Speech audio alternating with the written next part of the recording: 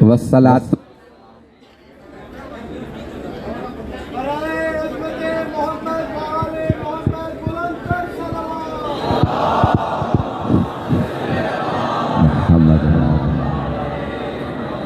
والصلاة والسلام والتحية والإكرام على أفضل الموجودات العبد المؤيد والرسول المسدد المصطفى الأمجد المحمود الأحمد أعني أبا القاسم محمد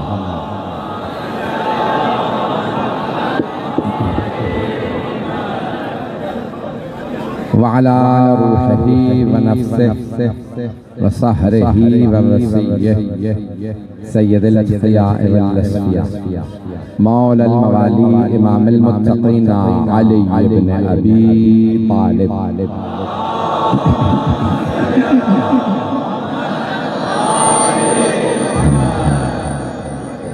وعلى أوصيائه لا سيما بقية الله في الأرضين روحي وأرواح العالمين للتراب مقدمه الفداء واللعنة الدائمة على أعدائهم أجمعين من الآن إلى قيام يوم الدين.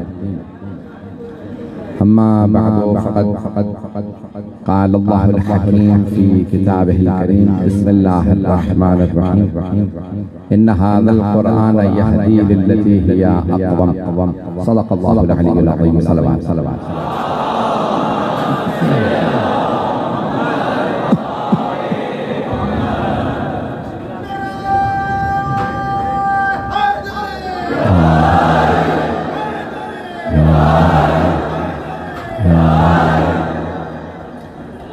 میں آپ تمام مومنین بھائیوں کی بزرگوں کی بچوں کی محبتوں کا بہت ممنون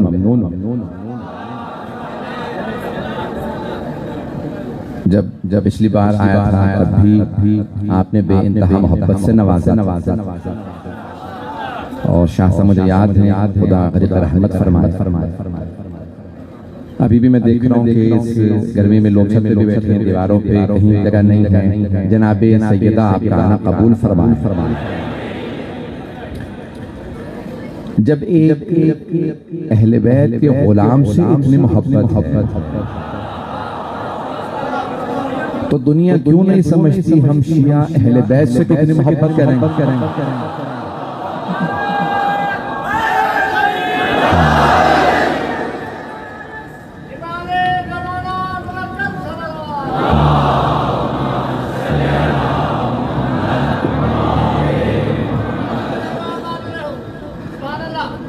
توجہ ہے ذہن گرام.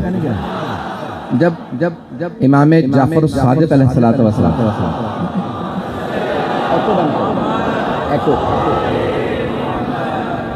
سوال کیا گیا حل الحب والبغض من الایمان، مولا کیا محبت اور نفرت کا ایمان سے کوئی تعلق ہے؟ چھٹے امام علیہ السلام مولا کیا محبت اور نفرت کا ایمان سے کوئی تعلق ہے؟ تو آپ نے مسکرا کے دیکھا اور جواب دیا. فرمایا کہ حل الایمان الا الحب والبغض، کیا ایمان محبت اور نفرت کے علاوہ کسی اور چیز کا نام ہے؟ یہ اللہ سے، اللہ والوں سے محبت ہی کا تو نام ہے ایمان، اور ان کے دشمنوں سے دوری کا نام ہے ایمان. میں نے قرآن کریم کی جس آیت کا انتخاب کیا اس کی تفسیر میں کچھ جملے پیش کروں گا. بہت زیادہ وقت نہیں لوں گا، جہاں تک دیکھوں گا کہ آپ حضرات جس طرح سے بیٹھے مجھے معلوم ہے کوئی پہلو نہیں بدل سکتا، تو کوشش کروں گا کہ آپ کو زیادہ اذیت نہ دوں. آپ لوگ بہت دیر سے بیٹھے ہیں، جہاں تک آپ سنیں گے میں چلتا رہوں گا. تو اب یہاں قرآن کریم کی آیت ہے ان ھذا القرآن یہدی للتی ہی اقوم، یہ قرآن سب سے سیدھے راستے کی طرف ہدایت دیتا ہے. تو اب اللہ نے قرآن سے متعلق فرمایا یہ قرآن سب سے سیدھے راستے کی طرف. ایک ہوتا ہے سیدھا راستہ، ممکن ہے کہ اس میں کوئی جھول بھی ہو، اس راستے کے اندر کہیں پہ کوئی موڑ بھی ہو، لیکن خدا فرما رہا نہیں، ان ھذا القرآن یہدی للتی ہی اقوم، یہ قرآن سب سے سیدھے راستے کی طرف ہدایت کرتا ہے۔ سیدھے راستے پہ کبھی بھی انسان کو ہدایت کی ضرورت نہیں ہوتی، کچھ مجمع ہے کچھ نہیں ہے۔ بھئی اگر آپ نے، میں ابھی آیا ہوں شاہ صاحب کے گھر سے، تو وہاں سے ہمیں تقریباً 20 منٹ لگے، اب وہاں سے کئی گلیاں مڑے ہیں، تو وہاں سے یہاں آنے میں راستہ بتانے کی ضرورت ہے۔ لیکن اگر بالکل سیدھی سڑک ہو، کوئی پوچھے جانا ہے مجھے اس مقام پہ، تو آپ کہیں سیدھے چلے جائیے، سیدھے چلے جائیے۔ کہا بھئی مڑنا کہاں پہ؟ کہا مڑنا ہے ہی نہیں، سیدھے جانا۔ سیدھے جانے میں ہدایت کی ضرورت نہیں ہوتی، پھر بھی سارا مجمع نہیں ہے۔ سیدھے راستے پہ ہدایت کی ضرورت نہیں ہوتی، کیونکہ راستہ ہی سیدھا ہے۔ لیکن اگر راستے میں شیطان بیٹھا ہو،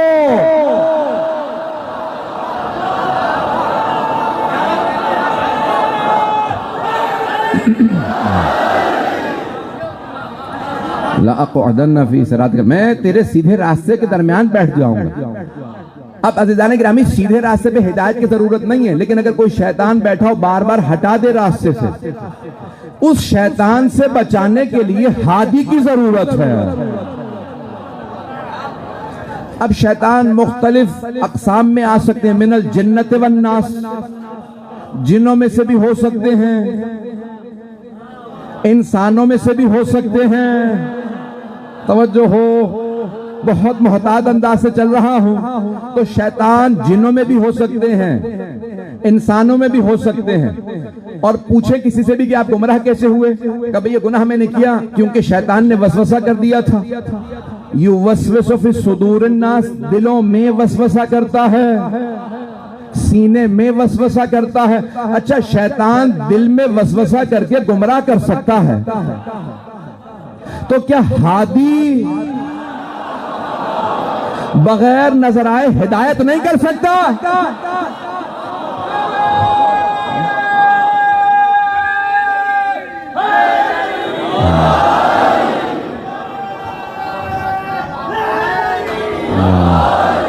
توجہ فرما رہے تھے جانے گرا؟ جب شیطان نظر نہیں آتا، گمراہ کر دیتا ہے، تو پھر پردہ غیب سے کوئی ہادی ہدایت کیسے نہیں کر سکتا؟ ایک اور جملہ کہہ دوں، جب شیطانی کردار میں اتنی طاقت ہے کہ گمراہ کر سکتا ہے بغیر نظر آئے، تو پھر رحمانی کردار میں کیسے ممکن ہے طاقت نہ ہو کہ ہدایت کر دے؟ میں کچھ قرآن پہ بولنا چاہتا ہوں، اس کے بعد پھر آگے پہ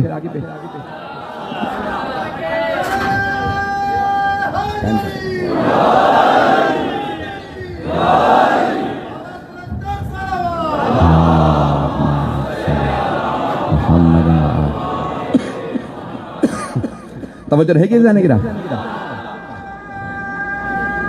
سلامت رہے،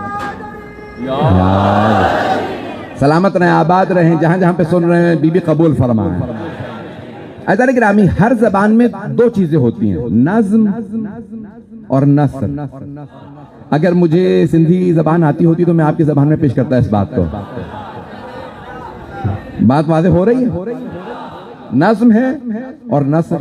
نظم جسے کہتے ہیں شاعری، یہ عربی کے دو لفظ ہیں، اردو میں استعمال ہوتے ہیں۔ اردو میں البتہ محدود ہے نظم کا مفہوم، لیکن عربی میں وسیع۔ نثر، یہ جو میں بول رہا ہوں، نثر بغیر جو شاعری کے کلام ہوتا ہے اسے کہتے ہیں نثر، اور جو شاعری میں ہو اسے کہتے ہیں نظم۔ بات واضح ہو گئی؟ آپ کی زبان میں تو اتنے بڑے بڑے شعراء گزرے ہیں، اور اب کے نہیں، بہت پہلے کے شعراء گزرے ہیں، اور بڑے بڑے اولیاء گزرے ہیں جن کا کلام دوسری زبانوں میں ترجمہ ہو رہا ہے۔ اس سرزمین کے بڑے بڑے شعراء کا میں اب کس کا نام لوں کہ ایسے ایسے شعراء گزرے ہیں جن کا کلام صرف اردو میں نہیں، دوسری زبانوں میں، یورپی زبانوں میں ترجمے ہو رہے ہیں، اور بڑے بڑے یونیورسٹی میں پڑھایا جاتا ہے۔ تو نظم ہے اور نثر ہے، دو چیزیں ہر زبان میں دو ہی ہوتی ہیں۔ اردو میں بھی دو ہی چیزیں، نظم ہے، نثر ہے۔ ہر زبان میں صرف دو چیزیں، نظم اور نثر۔ عربی زبان میں تین چیزیں، نظم ہے، نثر ہے اور قرآن ہے۔ نہیں پہنچا سکا؟ تھوڑی سی توجہ اور کیجیے گا. عربی زبان میں نظم ہے، نثر ہے اور قرآن ہے. قرآن نہ نظم ہے نہ نثر ہے، دونوں سے بالا تر ہے. میں بہت بڑے محقق کی پوری کتاب کا خلاصہ پیش کر رہا، اسی محبت سے سنتے رہیے گا. تو عربی زبان میں تین چیزیں ہیں، یعنی نظم ہے، نثر ہے اور قرآن. قرآن نہ نظم ہے نہ نثر، دونوں سے بالا تر ہے. عزیزان گرامی، قرآن شاعری نہیں ہے. شاعری ایک خاص وزن پہ چلتی ہے. ایک صرف واقعہ پیش کروں گا تاکہ نوجوانوں کی توجہ میرے ساتھ ہو، بزرگوں کی دعائیں میرے ساتھ ہوں. اب رسول خدا، قرآن کا چیلنج تھا کہ اگر تم سمجھتے ہو کہ میرا بھیجا ہوا نبی نہیں ہے معاذ اللہ، تو تم اس قرآن جیسی کتاب لے آؤ. فَأْتُوا بِمِثْلِ هَذَا الْقُرْآنِ، اس قرآن جیسی کتاب لے آؤ. اللہ نے پھر آسان بنا دیا کہ اس قرآن کے 114 سورے ہیں. 114. اللہ نے قرآن کو بھی 1 اور 14 سے خالی نہیں رکھا. ممنون ممنون.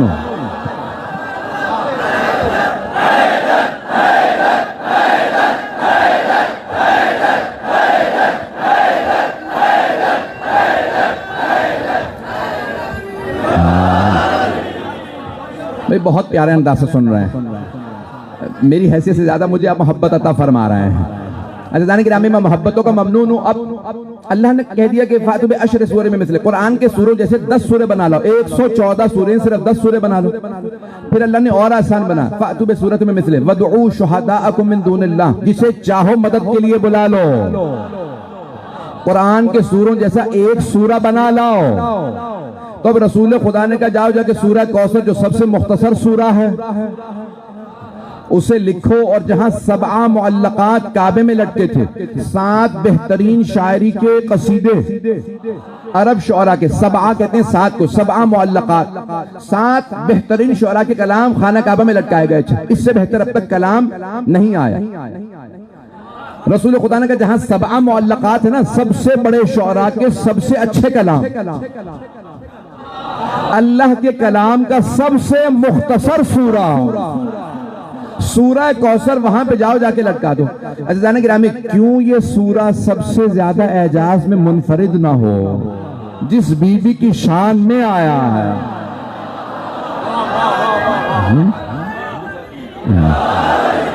وہ بی بی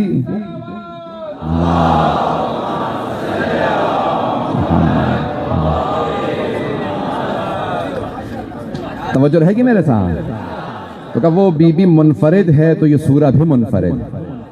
تو اب سب کو دعوت تھی قرآن کے سوروں میں سے اس ایک سورہ جیسا کوئی سورہ بنا لاؤ. آپ کے خیال میں انہوں نے کوشش نہیں کی ہوگی؟ سارے کے سارے عرب بیٹھ گئے، سورہ کوثر پڑھتے تھے، قلم ہاتھ میں لیتے، اس کا جواب لکھنا. جیسے ہی قلم ہاتھ میں لیتے، کاغذ سامنے رکھتے، دماغ کام کرنا بند ہوتا. توجہ، یہ قرآن ہے. کوشش کرتے، جواب نہیں. یا علی میں سلامت رہے.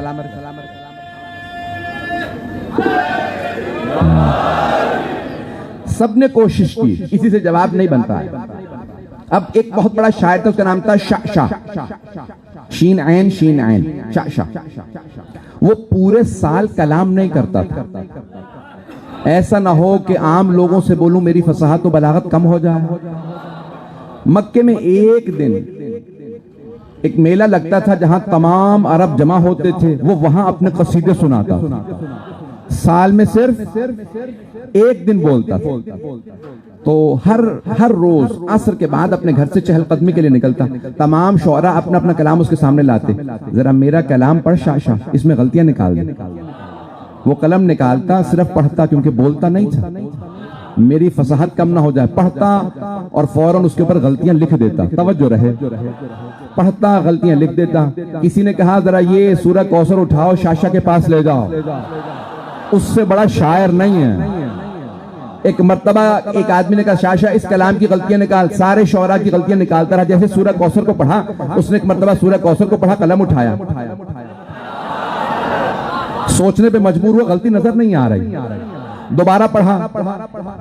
جب تیسری مرتبہ پڑھا تو ایک مرتبہ وہ جو پورے سال بولتا نہیں تھا بول اٹھا, ما ھذا من کلام البشر.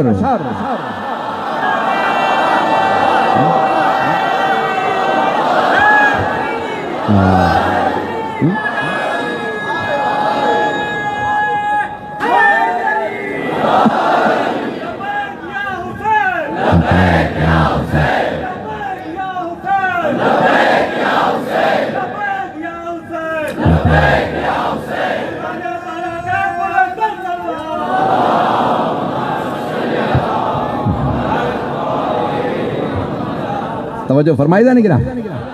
وہ جو پورے سال بولتا نہیں تھا بول اٹھا, ما ھذا من کلام البشر, یہ بشر کا کلام نہیں ہے.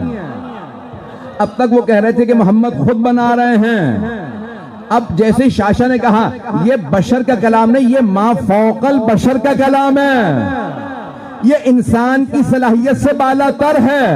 اب تمام قریش کے سردار جمع ہوئے, نام نہیں لے سکتا کسی کا بھی,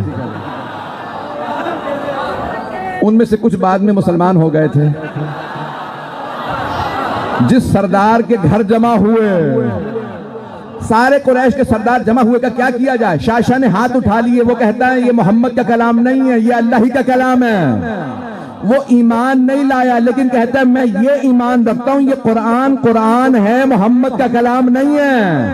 توجہ, اب سارے سرداروں نے کہا کیا کیا جائے؟ توجہ میرے ساتھ ہو, کیا کیا جائے؟ قرآن کا جواب دے نہیں سکتے جب شاشا کے بس کی بات نہیں. تو ابو لہب, عتبہ, شیبہ, ابو جہل, یہ قرآن کا جواب کہاں دے پائیں گے؟ کیا کیا جائے؟ تو ابو سفیان نے کہا کہ پھر محمد تو قتل کر دیتے. تو اس نے فیصلہ کیا قتل کیا جائے گا. کیسے؟ کہ بنی ہاشم سے کون لڑے گا؟ پھر ہر قبیلے سے ایک آدمی لو جو رسول خدا کا قتل کرے تاکہ کسی ایک قبیلے سے لڑ نہ سکیں. سارے قبیلوں کا ایک ایک آدمی ہو. توجہ, 2 جملے پیش کروں گا کہ سارے قبیلوں کا ایک ایک آدمی ہو.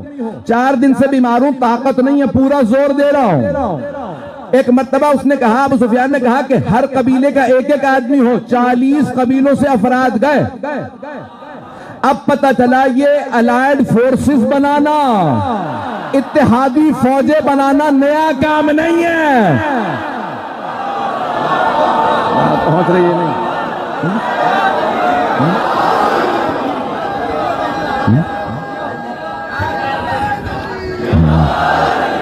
توجہ یا علی, توجہ فرمائے جانے کی رام.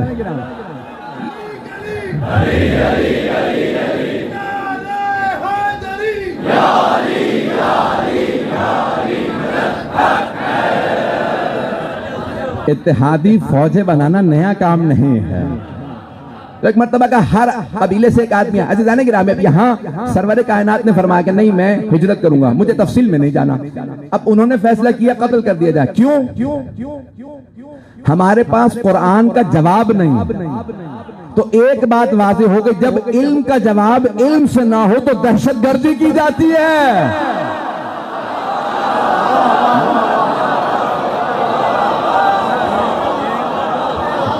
بات پہنچ رہی ہے دانے گرام میں؟ جب علم کا جواب علم سے نہ لاؤ تو پھر خود کا حملہ کرو گے, دہشت گردی کرو گے. تو اللہ نے قرآن سے سکھایا ہے علم سے جواب دو. جب رسول خدا کے ان کے پاس علم کا جواب نہیں تھا تو انہوں نے کہا کہ قتل کر دیا جائے. یہی دہشت گردی. اچھا, البتہ اس سے بھی پہلے انہوں نے 3 اور منصوبے بنائے. میں جلدی جلدی پیش کر دوں اگر سننا چاہیں. تو 3 منصوبے بنائے. انہوں نے کہا بھئی 3 طبقات ہیں. رسول خدا جب قرآن کی تلاوت کرتے ہیں نا تو سب بیٹھ جاتے ہیں سننے کے لیے, جو نہیں مانتے وہ بھی سنتے ہیں. یہاں تک ہے تاریخ کے اندر الفاظ کہ سب سے زیادہ پروپیگنڈا رسول خدا کے خلاف جو عتبہ, ابو جہل اور شیبہ کرتے تھے, وہ خود جب رسول خدا رات کو قرآن کی ترتیل کرتے تھے, قرآن کی تلاوت فرماتے تھے نا, تو وہ چھپ کے سننے آتے تھے. ایک مرتبہ تینوں کا آمنا سامنا ہو گیا. تو انہوں نے کہا بھئی تم یہاں کہاں؟ کہ مجھ سے بعد میں پوچھنا, تم بتاؤ تم کیسے؟ کہ سچ پوچھو تو میں محمد کا قرآن سننے آیا. آواز بھی پیاری ہے, کلام بھی خوبصورت ہے. کہ پھر آج سے توبہ کرو, لوگوں کو روکتے ہو. خود سنتے ہو. اب پتہ چلا کئی لوگ دل میں تو مانتے ہیں لیکن زبان پہ منافقت ہوتی ہے.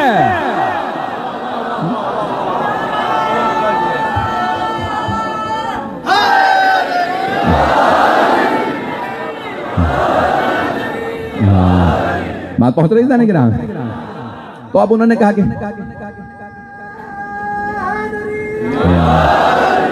تو انہوں نے کہا 3 منصوبے بنائے جائیں. کیا منصوبہ؟ کہا مردوں کو دور رکھنے کے لیے کہا جائے کہ یہ شاعر ہیں. اس زمانے میں اکثر جو شعراء تھے وہ شرابی ہوتے تھے، ہوش میں نہیں ہوتے. مردوں کو دور رکھنے کے لیے کہا جائے کہ غیر سنجیدہ آدمی ہے. خواتین کو دور رکھنے کے لیے کہا جائے کہ ان کا کلام نہ سنو، یہ جادوگر ہے. خواتین دور رہیں گی، جادوگروں سے ڈرتی ہیں. بچوں کو دور رکھنے کے لیے کہا جائے ہذا مجنون، یہ مجنون ہے، دیوانے. معاذ اللہ، بچے دیوانوں کو پتھر مارتے تھے. بھئی معاشرے میں 3 ہی طبقات ہوتے ہیں، مرد، خواتین اور بچے. تینوں کو دور رکھنے کے لیے 3 منصوبے بنائے گئے. ایک جملہ کہہ کے آگے بڑھ جاؤں گا. عزیزان گرامی، عزاداری سے بھی دور رکھنے کے 3 منصوبے بنائے گئے. کسی سے کا نکاح ٹوٹ جاتا ہے، کسی سے کا ذبح کر کے دیگ میں جا.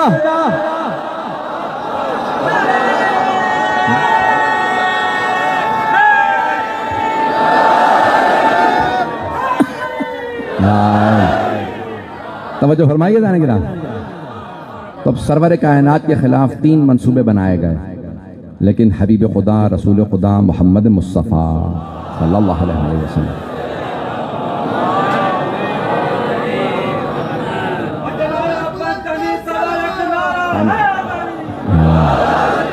توجہ فرما رہے ہیں جانے گرام. تو قرآن ایک زندہ معجزہ. ایک جملہ کہوں گا، اس کی وضاحت نہیں کر پاؤں گا.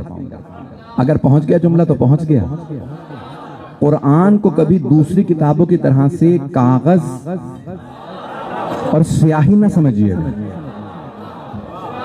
جملہ میں کہہ گیا ہوں، قرآن دوسری کتابوں کی طرح سے صرف کاغذ اور سیاہی کا نام نہیں ہے، بل ہوا نور. یہ نور ہے، یہ زندہ ہے، یہ شاہد ہے، گواہ ہے، یہ شافع ہے، یہ سامت ہے. توجہ، روز قیامت اطیب البیان، تفسیر اطیب البیان میں روز قیامت ایک مرتبہ بہت خوبصورت مخلوق اللہ محشور کرے گا. سب سوال کریں گے پروردگارہ یہ کون ہے؟ ہم نے دنیا میں اتنی خوبصورت مخلوق نہیں دیکھی. اللہ کہے گا ذرا اپنا تعارف خود کروا. تو ایک مرتبہ قرآن کریم کہے گا میں قرآن ہوں، ہر گھر میں موجود تھا، تمہیں معلوم ہی نہیں تھا میں کتنا خوبصورت ہوں.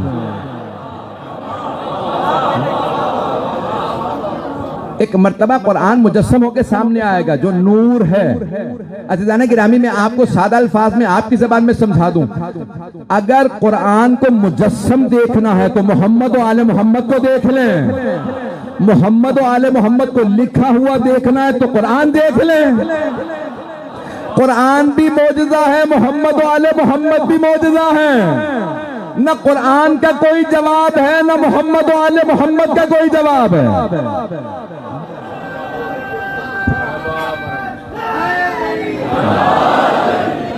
یہ میں نے کہا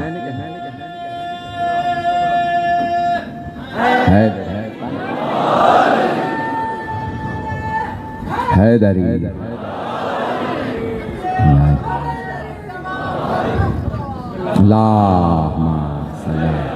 محمد 10-15 منٹ اور چلیں گے نا. تو عزیزان گرامی، یہ جملہ میرا نہیں ہے کہ اہل بیت قرآن، یہ جملہ مولائے کائنات کا ہے کہ جب نیزوں پہ قرآن لائے گئے تو مولا نے کہا کہ یہ قرآن ان سے لے لو. اگر یہ قرآن کو مانتے ہوتے تو کبھی علی سے جنگ کرنے نہ آتے. توجہ، یہ قرآن سامت ہے، وَأَنَا الْقُرْآنُ النَّاطِقُ، میں بولتا ہوا قرآن ہوں. عزیزان گرامی، قرآن بہترین راستے کی طرف ہدایت دیتا ہے. آل محمد بہترین ہادی ہیں. جنت میں جانا ہے تو آل محمد کے پیچھے چلتے رہیے، خود بخود جنت پہنچ جائیں گے. آئیں ذرا ایک اور پہلو، آخری پہلو کو پیش کروں گا. آئیے ذرا اس پہلو کو ایک خاص انداز. اللہم صلی علی محمد.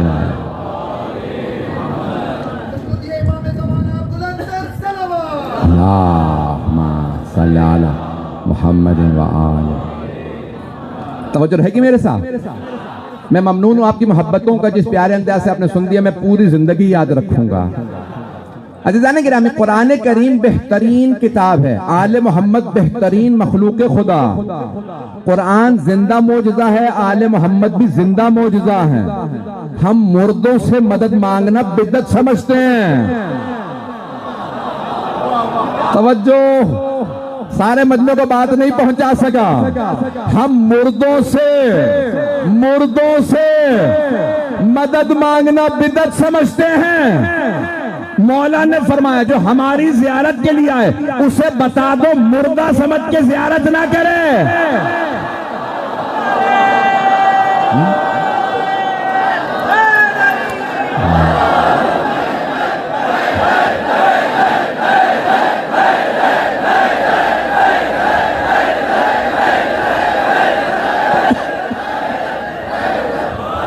توجہ فرمائی جانے گا.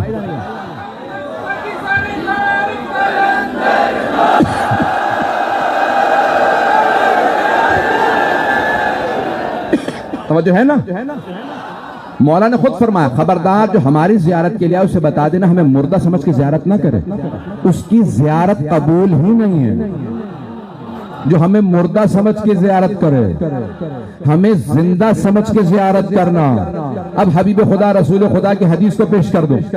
آپ فرماتے ہیں من زارنی بعد مماتی کمن زارنی فی حیاتی. جو میرے دنیا سے جانے کے بعد میری زیارت کرے بالکل ایسا ہے جیسے اس نے زندگی میں زیارت کی ہو. اگر پہنچ جائیں جیسے زندگی میں زیارت کی ہو، جیسے زندگی میں زیارت کی ہو، تو صرف وہی صحابہ نہیں، ہر وہ آدمی جو پیغمبر سے عقیدت رکھتا ہو وہ بھی غلام ہے. ہر آدمی غلام رسول ہے جو رسول پہ ایمان رکھتا. اللہ کے حبیب نے کہا کہ جنہوں نے دیکھا تھا یہ نہ سمجھنا ان کا مقام اب ہمیں نہیں مل سکتا، اس لیے ہم کوشش کیوں کریں؟ نہ کوشش کرتے رہو. اللہ جو بھی میری زیارت کے لیے آئے گا اسے وہی ثواب عطا کرے گا جیسے اس نے میری زیارت سامنے سے کی ہو. ایک اور جملہ پیش کر دوں. جب مشہد مقدس تشریف لے جائیں گے نا تو آدھا کلومیٹر باؤنڈری ہے حرم کی، بہت بڑا حرم، سب سے بڑا حرم. ہر دروازے پہ بھی اذن دخول لگا دیا گیا. جو امام نے بتایا جو زیارت کے لیے آئے وہ یہ اجازت مانگے پھر اندر جائے، اسے کہتے ہیں اذن دخول، اندر داخل ہونے کی اجازت. اجازت کس سے لی جاتی ہے؟ توجہ ہو، توجہ. زندوں سے اجازت لی جاتی ہے، مردوں سے کوئی اجازت نہیں مانگتا. اب آپ حرم پہ جائیں، وہاں ایک اور جملہ لکھا، امام رضا کا اذن دخول پڑھیں گے نا، وہاں پہ لکھا اشہد انک، میں گواہی دیتا ہوں، آپ اشہد انک تسمع کلامی، میں گواہی دیتا ہوں آپ میرا کلام سن رہے ہیں، وَتَرُدُّ سلامی، میرے سلام کا جواب دے رہے ہیں. اگلا جملہ پڑھتے ہیں میرے گناہوں کی وجہ سے آنکھوں اور کانوں پہ پردے ہیں، نہ میں دیکھ سکتا ہوں نہ سن سکتا ہوں، تو پردے تو ہمارے کانوں پہ ہیں.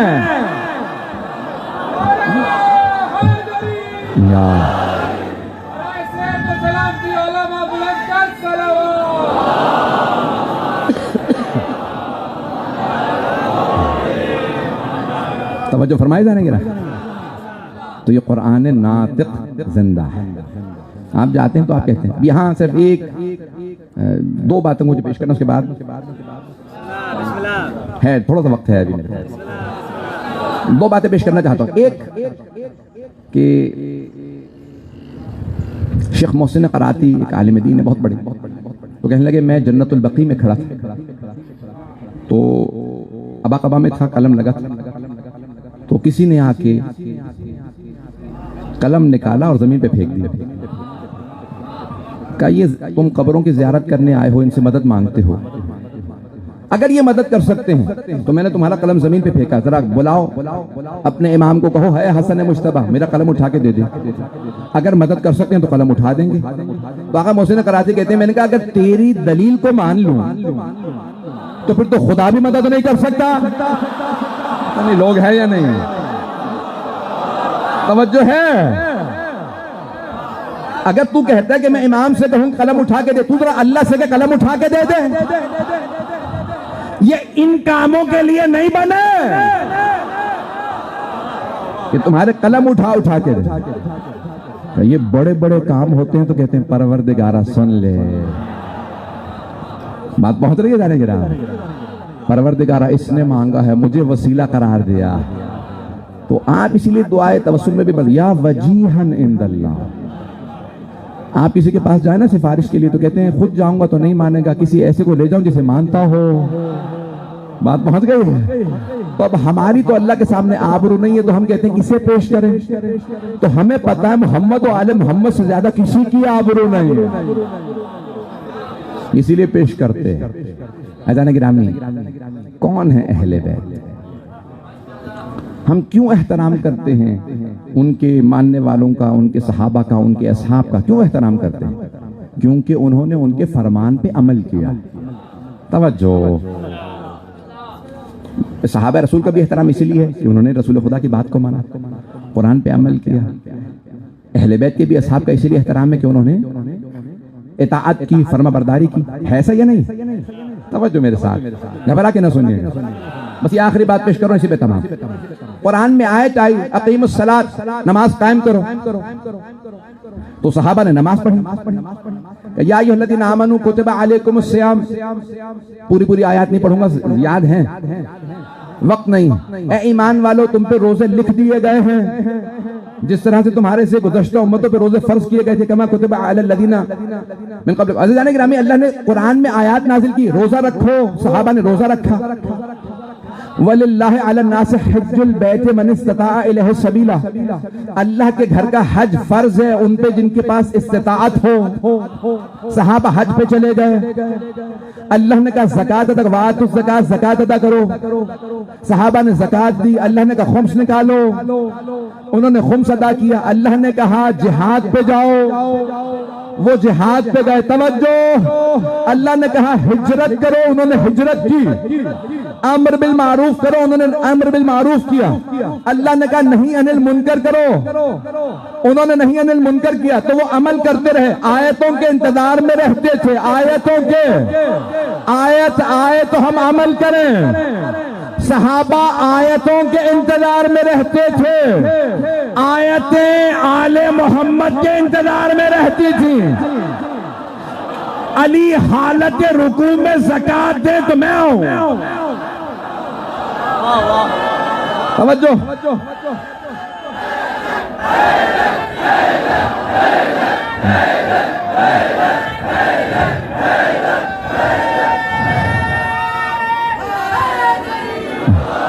میں نے تو پورا پڑھا ہی نہیں ہے۔ علی بستر رسالت پہ سوئے تو آیت آئے، سیدہ نے راہ خدا میں روٹیاں دی تو سورہ آیا، حسن مجتبیٰ نے پوشاک مانگی تو آیت آئے،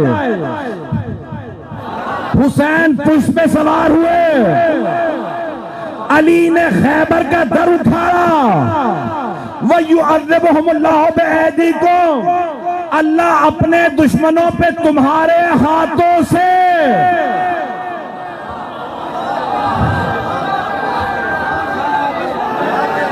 یار توجہ فرمائیے جانے کے نام، اہل بیت کچھ اور ہے، آیتیں ان کے انتظار میں رہتی ہیں، یہ عمل کریں تو ہم نازل ہوں، یہ عظمت ہے محمد و آل محمد علیہ السلام کی کہ وہ جو عمل کرتے جائیں آیات نازل ہوتی جائیں۔ بہت سے لوگوں نے قرآن نیزوں پہ بلند کیا، بہت سے لوگوں نے اہل بیت کے سر نیزوں پہ بلند کیا، لیکن جب اہل بیت کے سر بھی نیزوں پہ بلند کیے گئے تو انہوں نے قرآن کی تلاوت کی۔ تاریخ میں دیکھ لیجئے، عیسائی سوال کرتے تھے یہ کس کا سر ہے کہ چہرے پہ خون ہے لیکن پھر بھی قرآن سنا رہا ہے۔ شاہ صاحب کہہ رہے تھے کہ اگر ہو سکے تفصیل سے مسائل پڑھ دیجیے گا۔ میں بھی پیش کرنا چاہتا ہوں، ان کی فرمائش تھی کہ حضرت عباس علمدار کے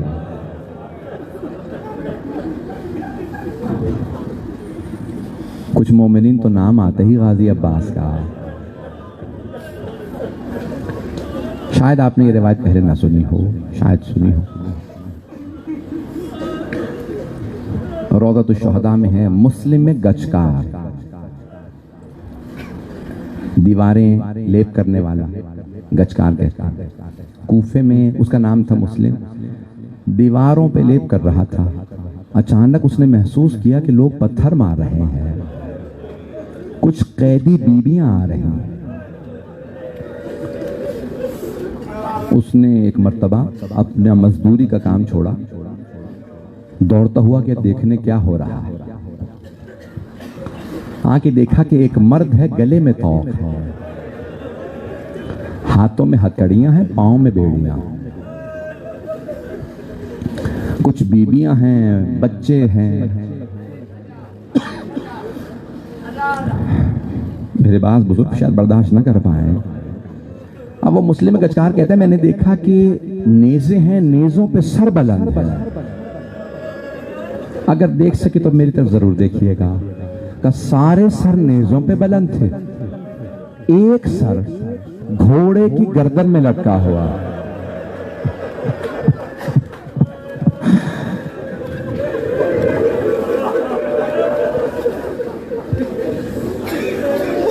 تو وہ کہتا ہے میں نے شمر سے سوال کیا یہ سر کس کا ہے؟ تو شمر نے کہا مجھ سے مت پوچھ، وہ جو قیدی ہے نا، قیدی سے سوال کر، وہ بتائے گا۔ ایک مرتبہ وہ مسلم گچکار کا کہا کہ قیدی ہیں تو آپ قیدی، لیکن آپ کے چہرے پہ نور ہے، مظلومیت ہے، میرا سوال ہے یہ سارے سر نیزوں پہ بلند ہیں، یہ ایک سر گھوڑے کی گردن میں کیوں ہے؟ تو ایک مرتبہ قیدی گریہ کرنے لگے، گریہ فرمانے لگے، رونے لگے امام سجاد، کہا یہ سر میرے چچا عباس کا، کہا میرے چچا عباس کا سر ہے۔ بس بھئی دو وجہ بتائے گئی ہیں کہ یہ سر نیزے پہ بلند کیوں نہیں ہے۔ مجھے معاف کر دے گا اگر برداشت نہ کر سکیں۔ کہا پہلی وجہ اس میں اتنے گرز مارے گئے تھے،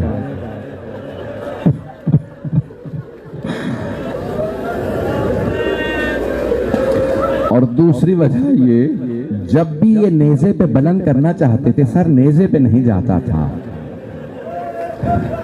تو بعض بزرگ علماء نے ایک عجیب و غریب جملہ کہا ہے، مجھے معاف کیجئے گا، سادات سب کے سب اس جملے کو سنیے گا۔ مجھے پتا ہے مومنین کو جناب عباس سے بڑی عقیدت ہے، مجھے بتایا کہ اس امام بارگاہ میں لوگ بڑی عقیدت سے جناب عباس کے مصائب سنتے ہیں۔ تو ایک مرتبہ کہا کہ کیوں؟ کہا کیونکہ پوچھا مولا سجاد نے ذرا بتائیے، کہا کہ سجاد آپ کی دادی نے پردے بچانے کے لیے مانگا، جب نیزے پہ جاؤں تو مجھے بیویاں نظر آتی ہے جن کی چادریں چھینی جا چکی ہیں۔ اجرکم اللہ، اجرکم اللہ۔ جناب عباس علیہ السلام بہت مظلوم ہے۔ آئیں ذرا جناب ام البنین کے دو جملے پڑھنا چاہتا ہوں۔ جب خبر ملی نا جناب ام البنین کو، بشیر ابن جدلم نے ایک مرتبہ اعلان کیا مسجد نبوی میں، بلند آواز سے اعلان کیا یا اہل یثرب لا مقام لکم بہاں قتل الحسین بکربلا۔ مدینے والوں نے کہا کہ یثرب والوں، یعنی جس نبی کی وجہ سے مدینہ کہا گیا تھا نا، اسی نبی کے نواسے کو مسلمانوں نے مار دیا۔ کلمہ گو کہتے تھے اپنے، اس سے زیادہ کھل کے تو نہیں پڑھ سکتا۔ کلمہ بھی اسی نبی کا پڑھتے تھے، گلا بھی اسی کے بیٹے کا کاٹتے تھے، اسی نبی کی نواسیوں کو قیدی بنا کے بازاروں میں لے آئے تھے۔ تو ایک مرتبہ کہا اے یثرب والو، اب یہ شہر جینے لائق نہیں رہا، حسین مارے گا۔ مسجد نبوی کے ساتھ والا گھر جناب امیر المومنین کا گھر، اس گھر میں جناب ام البنین رہا کرتے ہیں۔ بی بی نے اپنے پوتے کو آواز دی، فضل ذرا مجھے مسجد نبوی لے چل۔ بیوی نے سر پہ برقع رکھا، آنکھوں میں بی بی کے موتیا اتر آیا، ہاتھ میں عصا لیا۔ جیسے ہی مسجد آئیں سوال کیا، بشیر یہ کون سا حسین مارا گیا؟ بی بی کے آنسو بہ رہے تھے لیکن دل نہیں مان رہا تھا۔ قتل الحسین، حسین مارے گئے۔ ایک مرتبہ کا بشیر یہ کون سا حسین مارا گیا؟ بشیر کو نہیں پتا بی بی کون ہے کیونکہ بی بی برقعے میں تھی۔ تو ایک مرتبہ بشیر نے کہا بی بی آپ کو نہیں پتا؟ نواسہ رسول حسین، علی کا لال حسین، فاطمہ کے دل کا چین حسین۔ بی بی کے اور زیادہ آنسو بہنے لگے۔ اب بی بی نے ایک اور سوال کیا، بشیر میں کیسے مان لوں عباس کے ہوتے ہوئے حسین مارے گئے؟ کہا نہیں بی بی آپ نے غلط سنا، پہلے عباس مارے گئے بعد میں حسین مارے گئے۔ کہا بشیر میں کیسے مان لوں علی کا شیر بیٹا عباس جنگ نہ کر سکا؟ کہا بی بی جب عباس کے سر میں گرز لگا وہ گھوڑے کی زین پہ سنبھل نہیں سکے۔ ابھی تک بشیر کو نہیں معلوم یہ بی بی کون ہے۔ اب جناب ام البنین نے آواز دے کے کہا کہ بشیر تو عباس کو جانتا نہیں ہوگا، بشیر میں عباس کی ماں ہوں، بشیر میں نے اپنی آنکھوں سے دیکھا میرا شیر بیٹا عباس 2 انگلیوں سے گرز کو زمین پہ پھینکتا تھا، میں کیسے مان لوں عباس گرز کو نہ روک سکا۔ اب بشیر نے بڑے ادب سے کہا بی بی جب عباس کے سر میں گرز لگا عباس کے بازو نہیں تھے، بس یہ جملہ سننا تھا۔ بی بی کے ہاتھ سے عصا گر گیا، بی بی زمین پہ بیٹھی رونے لگی، واہ عباسا، ہائے عباس، ہائے عباس۔ جب بی بی تڑپنے لگی بشیر نے بڑے ادب سے عرض کی بی بی کس بات نے آپ کو اتنا رلایا؟ تو جناب ام البنین نے فرمایا بشیر تو نے میرا کلیجہ چھلنی کر دیا۔ بشیر جب کوئی شہسوار گھوڑے سے گرتا ہے وہ ہاتھوں کا سہارا لیتا ہے، لیکن اگر کسی سوار کے بازو قلم ہو جائے اور وہ زمین پہ گرے تو اس کا چہرہ زمین پہ لگتا ہے۔ بشیر میں یہ سوچ سوچ کے رو رہی ہوں میرا بیٹا کیسے زمین پہ آیا ہوگا۔ میں یہاں تمام کر دیتا لیکن جناب عباس کے مصائب یہاں ختم نہیں ہوتے، میرے ساتھ چلیے گا۔ تھک تو نہیں گئے؟ مجھے بتایا بہت دیر سے آپ لوگ بیٹھے ہیں، بہت دیر سے بیٹھے ہیں، لیکن آپ ابھی گھر چلے جائیں گے نا؟ خاک پہ تو کوئی نہیں بیٹھا رہ جائے گا، آپ اگر زیادہ رہیں گے تو کوئی تازیانے تو نہیں مارے گا۔ جب علی و بطول کی بیٹیاں روتی تھی تو انہیں تازیانے مارے جاتے تھے۔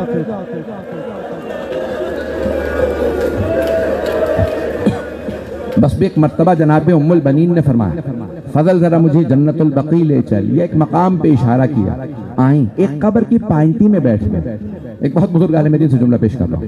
ان کی قبر میں بیٹھنے کے بعد بی بی ام البنین نے فرمایا بی بی میرے عباس کو معاف کر دیجئے، بی بی میرے عباس نے بے وفائی نہیں کی تھی، بی بی پہلے میرا عباس مارا گیا، بی بی بعد میں آپ کا حسین مارا گیا، لیکن بی بی معافی اس لیے مانگنے آئی ہوں آپ کی بیٹیوں کا پردہ نہیں بچا۔ اجرکم اللہ، اجرکم اللہ۔ بی بی کے 4 بیٹے تھے جناب ام البنین کے، چاروں کربلا میں شہید ہوئے۔ اب بی بی نے چاروں بیٹوں کے نام سے قبر بنائی، کہ یہ میرے عباس کی قبر ہے، یہ جعفر کی، یہ عبداللہ، یہ عمران، ساری قبریں بنائیں۔ پھر ایک مرتبہ کہا میرے شیرو میں تم پہ گریہ نہیں کروں گی کیونکہ تمہاری ماں زندہ ہے۔ پھر بی بی اپنے ہاتھ سے ایک 5ویں قبر بناتی، کہتی یہ میرے مولا حسین کی قبر ہے، میں کربلا میں ہوتی میں پانی ڈالا کرتی، میں قبر کی صفائی کیا کرتی۔ پھر بی بی کہتی مولا میں صرف آپ پہ گریا کروں گی۔ آخری جملے سن لیجئے، میری طرف دیکھیے گا۔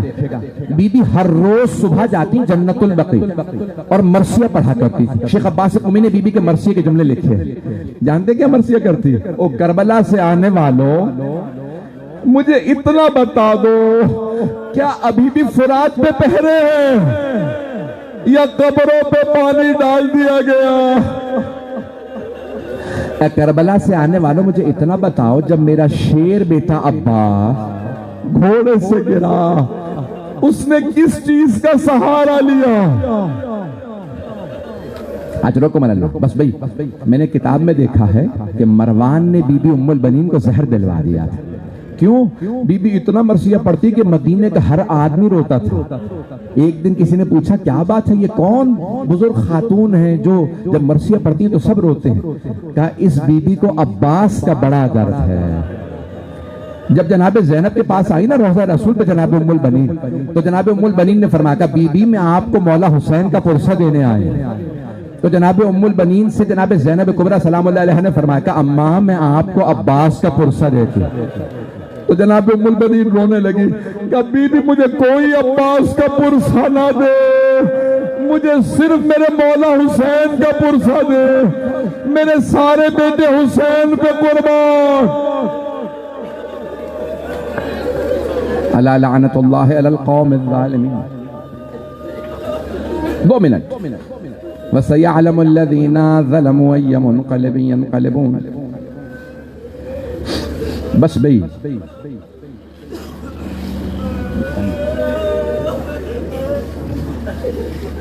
دو دعا کے جملے۔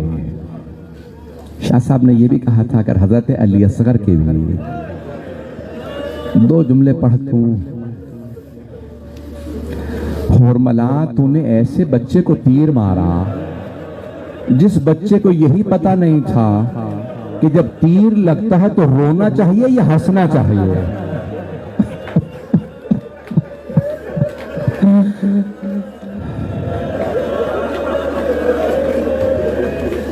پروردگارہ عجیب ہے نا۔ آئیں ذرا ہاتھ کو بلند کیجئے گا۔ پروردگارہ واسطہ اس ننھے سے سر کا جسے جب جناب رباب نے واپس لیا نا، شام میں شہداء کے سر واپس مل گئے تھے، آپ نے سنا ہوگا۔ شام میں شہداء کے سر آئے، جب جناب علی اصغر کا سر آیا جناب رباب نے برقعے کا دامن پھیلایا، سر لیا اور ایک سوال کیا، علی اصغر ام مثلو کا تنحر، بیٹا علی اصغر کیا آپ جیسے بچوں کو بھی نہر کیا جاتا؟ بیٹا اونٹوں کو نہر کیا جاتا۔ کبھی ایسے بھی اتنے بچوں کو اتنے بڑے بڑے تیر مارے جاتے۔